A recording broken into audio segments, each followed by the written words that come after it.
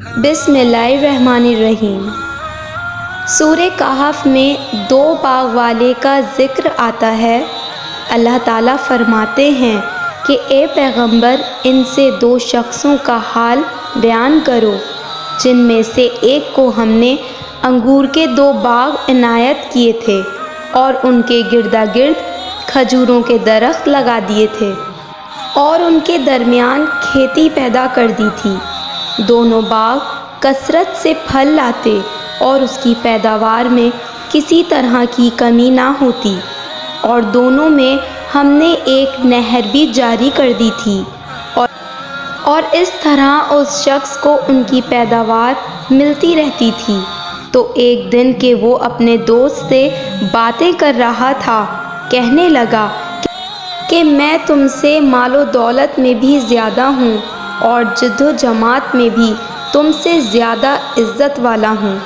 اور ایسی شیخی کرتا اپنے حق میں ظلم کرتا ہوا اپنے باغ میں داخل ہوا۔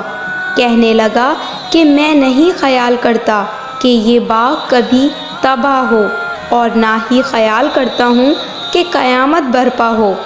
اور اگر میں اپنے پروردگار کی طرف لوٹایا بھی جاؤں تو وہاں ضرور اس سے اچھی جگہ پاؤں گا۔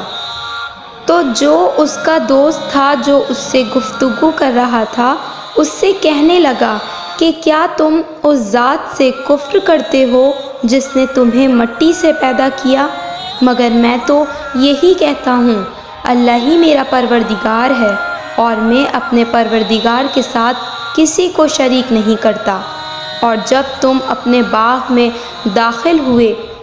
تو تم نے ماشاء اللہ لا قوت الا باللہ کیوں نہ کہا؟ اگر تم مجھے مال و دولت میں اپنے سے کمتر دیکھتے ہو تو عجب نہیں کہ میرا پروردگار مجھے تمہارے باغ سے بہتر عطا فرمائے اور تمہارے باغ میں آسمان سے کوئی آفت بھیج دے تو یہ صاف میدان ہو جائے، یا اس باغ کی نہر کا پانی گہرائی میں اتر جائے تو پھر تم اسے تلاش نہ کر سکو،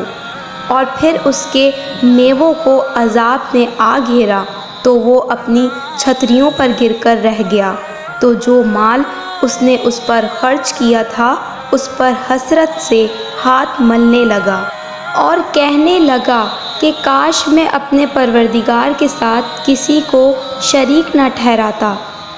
اس وقت اللہ کے سوا کوئی جماعت اس کی مددگار نہ ہوئی اور وہ نہ بدلہ لے سکا۔ یہاں سے ثابت ہوا کہ حکومت سب اللہ کی ہے، جو معبود برحق ہے، وہی بہترین ثواب عطا کرنے والا اور بہترین انجام لانے والا ہے۔